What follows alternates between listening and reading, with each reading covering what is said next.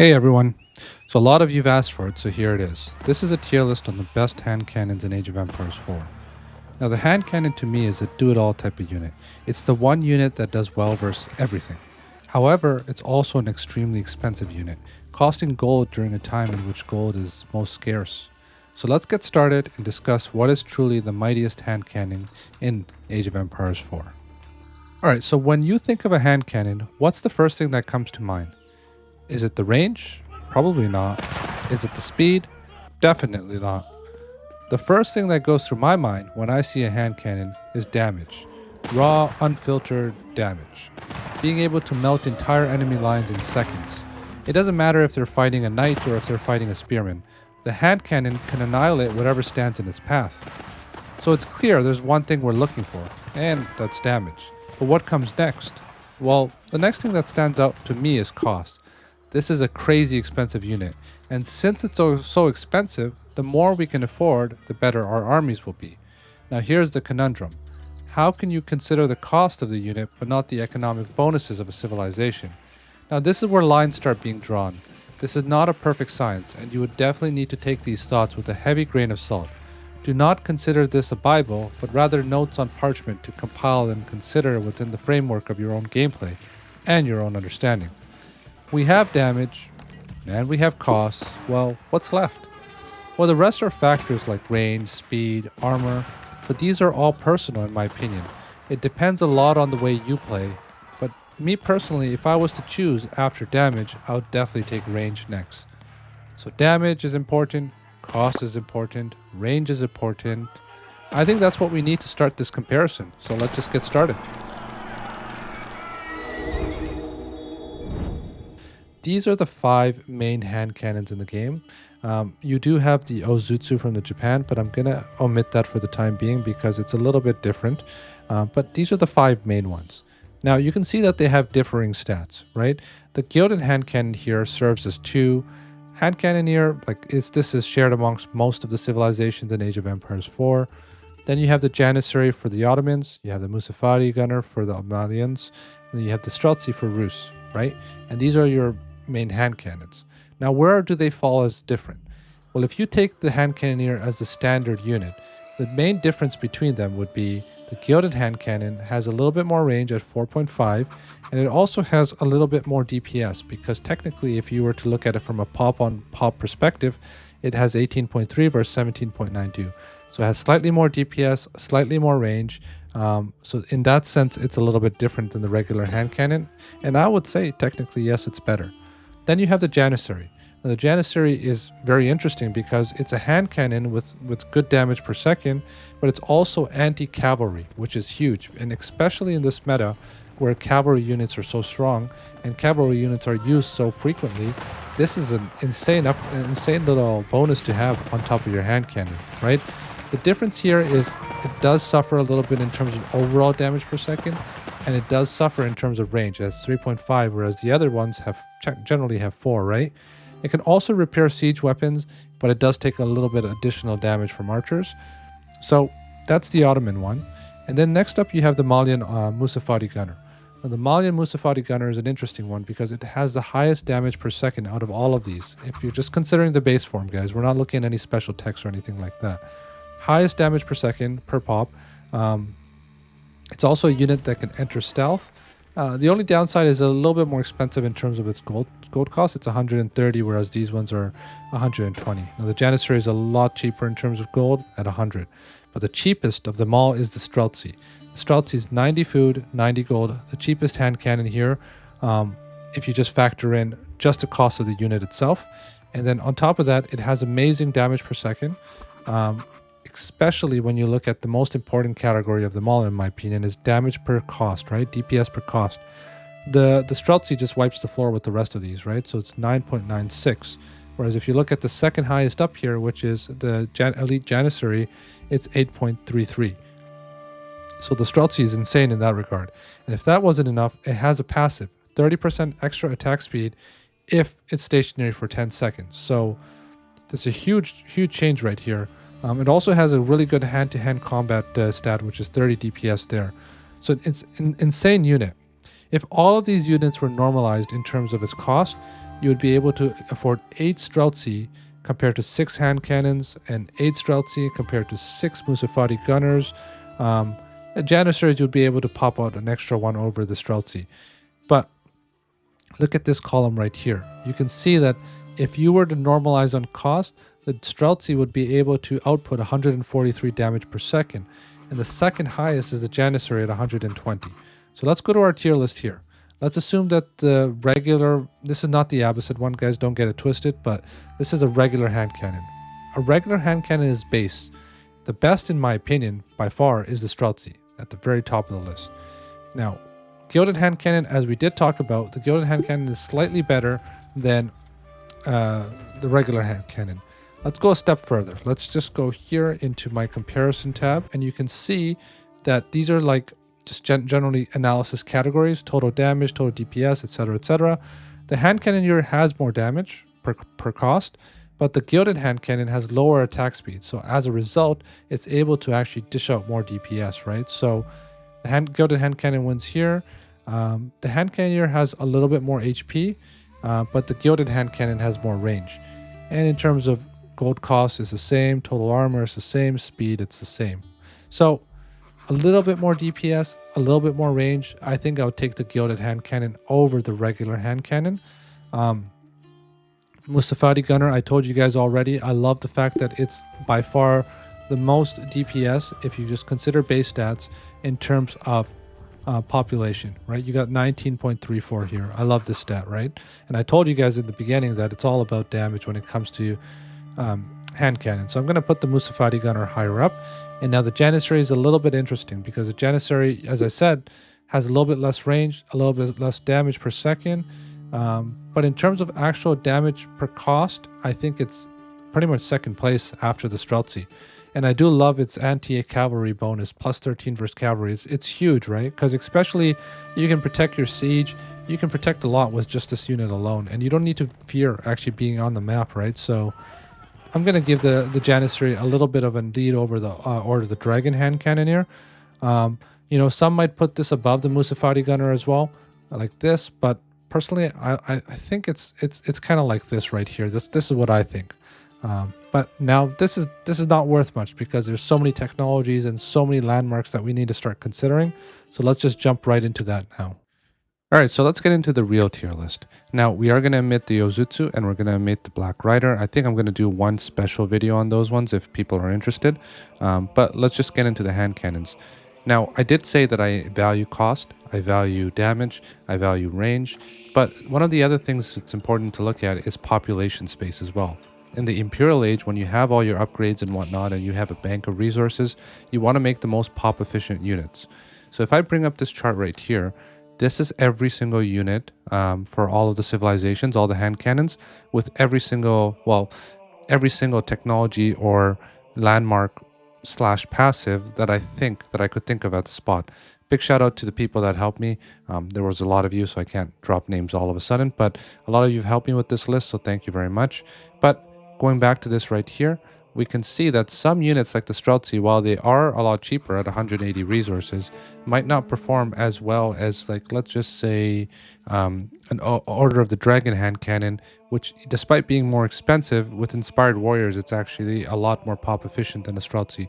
Or an even easier example, Japan with the Bannerman is probably more pop efficient than a Streltsy, because if we look at the Streltsy's stats right here, it does get a whopping 30% attack speed if stationary for 10 seconds. It does get Saint's Blessings, but these are things that are not always guaranteed or are given.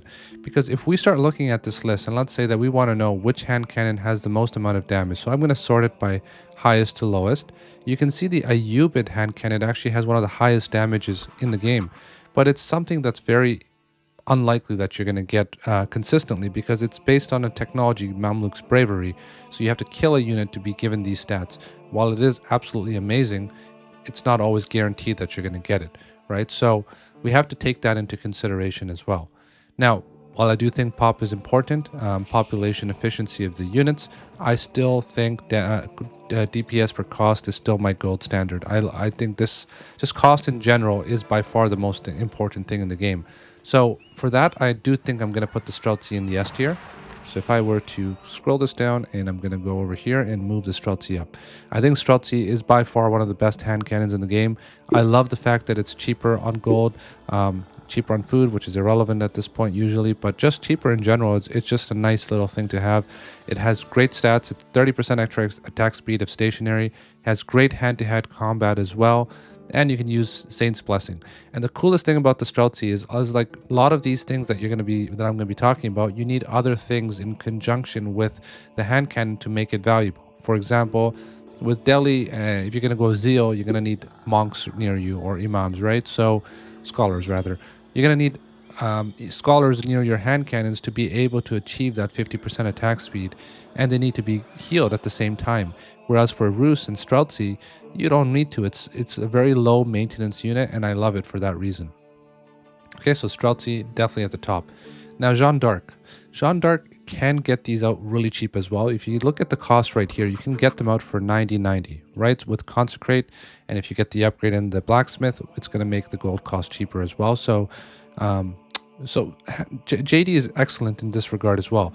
And also JD can get you JD can give you attack speed increase for 20 seconds. So if you look at the attack speed, it can go down to 1.68, which is phenomenal in my opinion as well. So it's a very good unit overall. However, the attack speed lasts a certain amount of time. Consecrate rather, you're not most likely you're not going to be using it on your archery range, so it's not something that you really are going to be benefiting from as much as, let's say, French, which we'll talk about later. French, it's super easy. You put archery ranges around your keeps and you're going to get that cost reduction. JD, not so much, but I do love the fact that it has the attack speed on the on the hero unit. So we're going to move JD. I think this one is going to go into the C tier. And then while we're talking about JD, just to make it easy, let's just talk about the French. So we talked about Rus, we talked about JT. I'm going to hide these cells right here. Let's talk about the French. Now the French can get enlistment incentives, which lower the cost. So you're going to get these at 90.90. But they don't have any really special text for their hand cannons in general. It's just a generic hand cannon. But the fact that it's super cheap, if you look at 90.90, you can get really high DPS per cost, which is not so much as good as, like, let's say a Streltsy, but still much better than if you look at some of the bottom tier ones right here. And for that regard, I'm going to put it a little on the C tier as well, but a little bit below JD in this regard. And speaking of C tier, I'm going to hide the French again. I'm going to go to House of Lancaster here.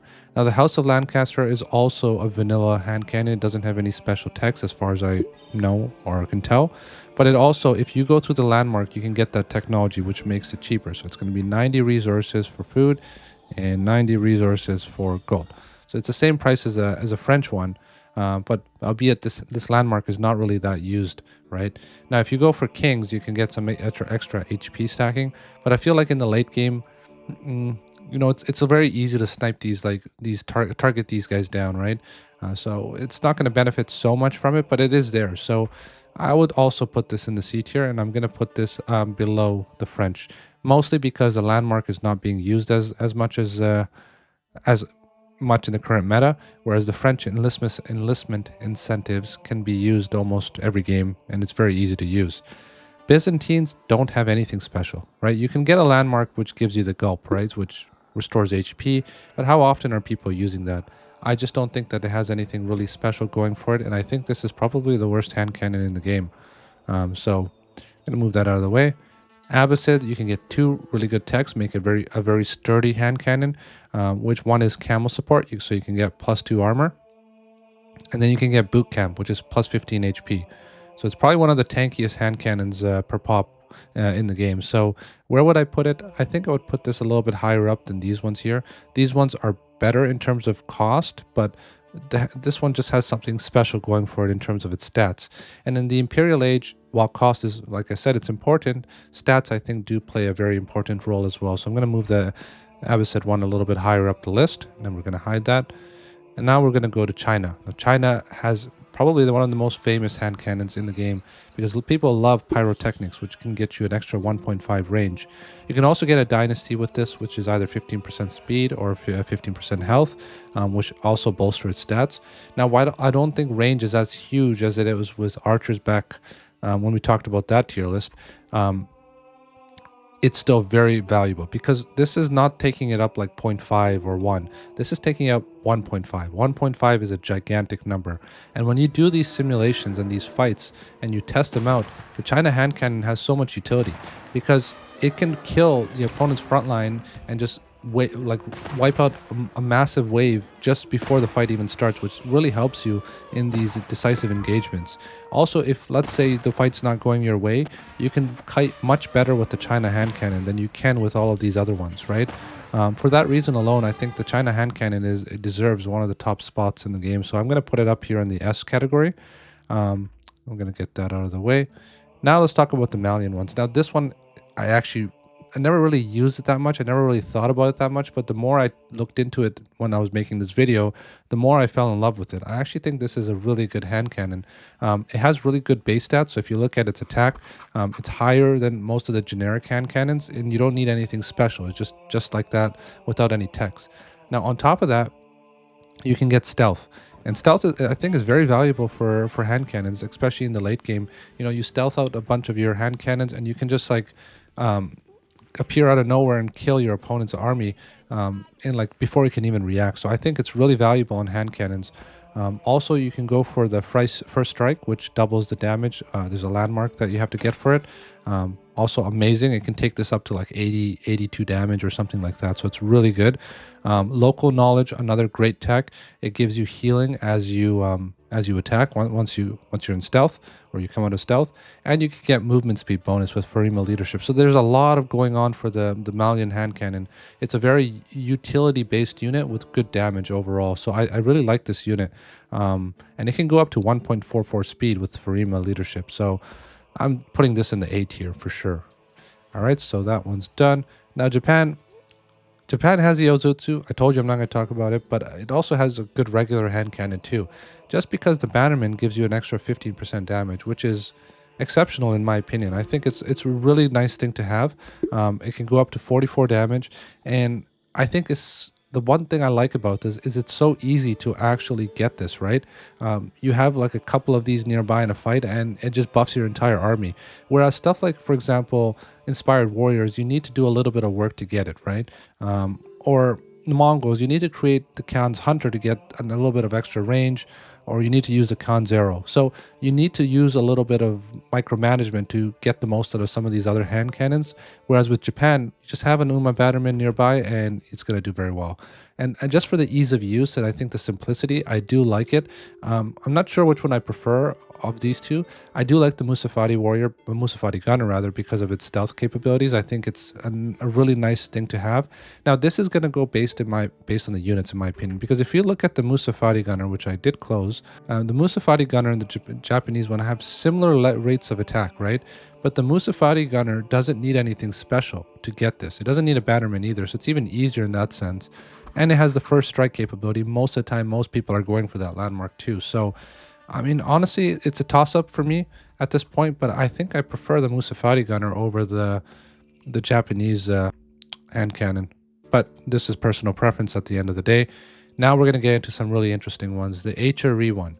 Now, HRE, pretty much a vanilla hand cannon, but the cool thing about it is it gets Inspired Warriors and it gets 10% extra movement speed, right? Now, Inspired Warriors is an amazing tech, and it's amazing because you can pre-prepare it. A lot of these things you need to do it when the fight happens, like the Khan's Arrow, and you need to have a Khan's Hunter nearby with good positioning to be able to benefit from range, right? But with the HRE hand cannon, you can just buff up all of these hand cannons in one shot, and you know, a move. It's that easy, and I really like that, the fact that it's easy to use in that sense, right? I don't think I put it above the Musafati Gunner. I still like the Musafati a little bit more. And in that sense, I would probably put it up to...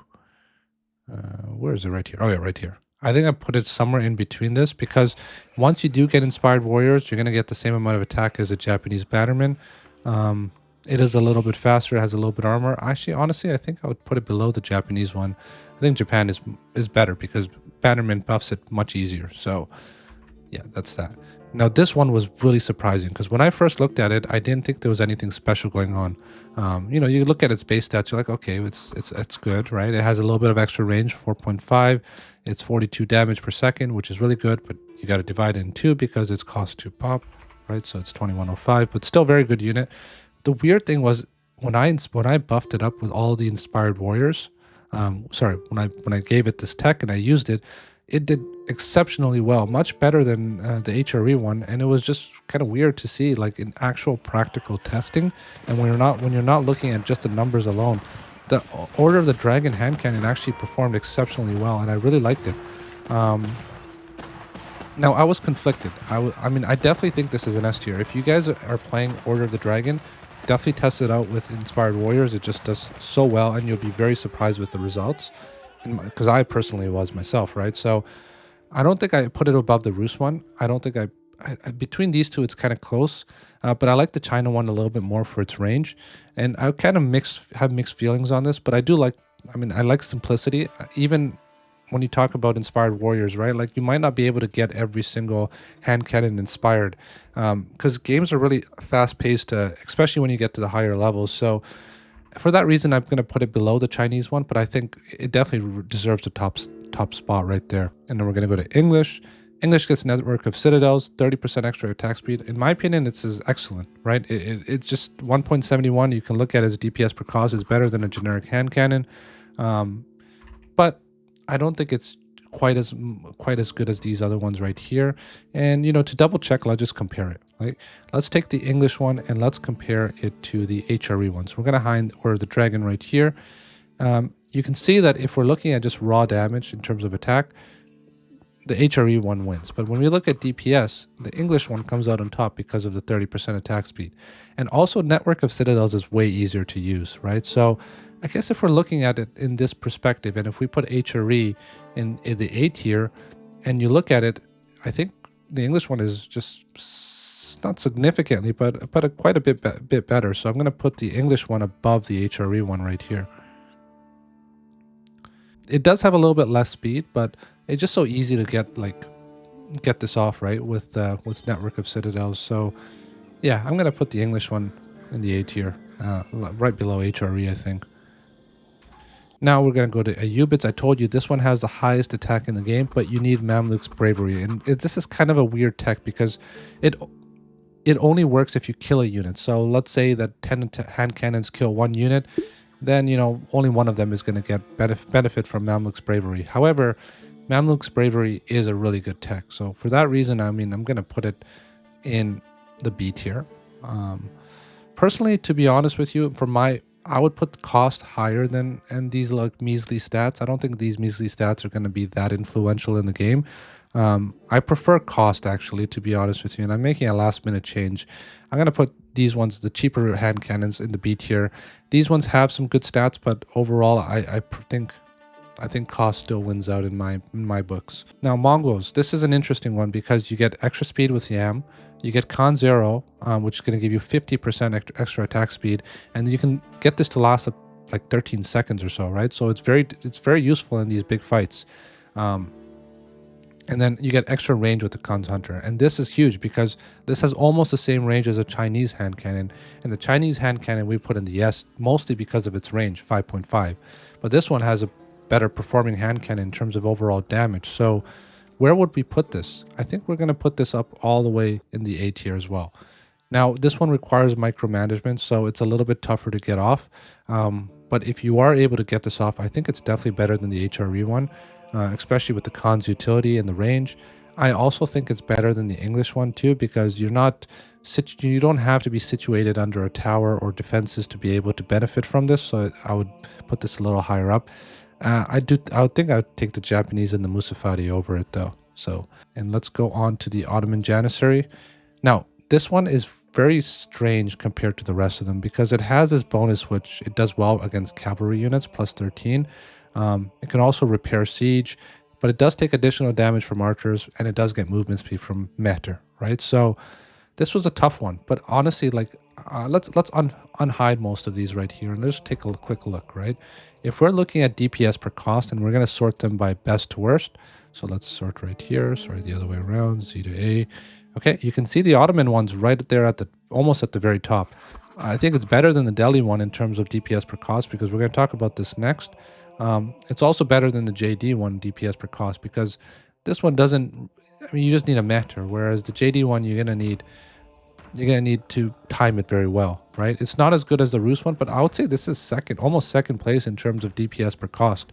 It's not a very good pop efficient unit because it doesn't do as much raw damage per second. If you look at raw damage per second and we filter this from Z to A, it's probably at the bottom, right? It is at the bottom. It's the bottom in terms of DPS, just general raw DPS, but in terms of DPS per cost, it's pretty good. So I think in the early to mid Imperial Age, it's actually going to perform very, very well. And for that reason, I'm going to put in the A tier. I think this is really good also in a current meta where cavalry units are being used so much. But yeah, I definitely put this in the A tier. Now the Delhi one is interesting because like let's put damage per second as our top, as our filter. Oh, Order of the Dragon, once again, this is a 2-pop unit, so we're going to get rid of that. And if you look at it, once you get rid of the Order of the Dragon, the Delhi one is actually the highest damage per second unit in the game. So, well, for hand cannons rather. But it's hard to get because you need to get Tower of Victory, which a lot of people are not getting, and you need to get Zeal. And Zeal is a iffy technology because you're only going to buff the attack speed if your units are being healed, right? So if a unit's not being healed, you're not going to get this extra 50% attack speed.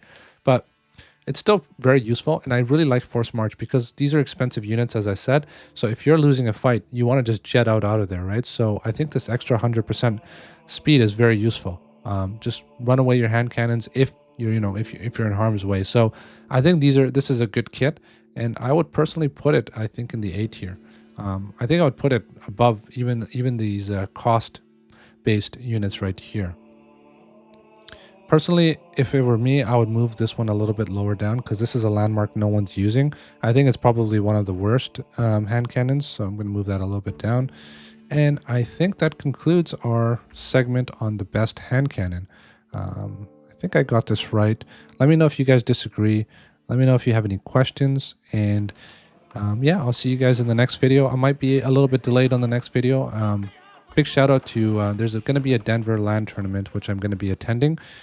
So there's a lot of good players there. It's a big event from Rising Empire, so make sure you guys stay tuned. And yeah, I'll see you guys in the next video. Thank you for watching. Bye.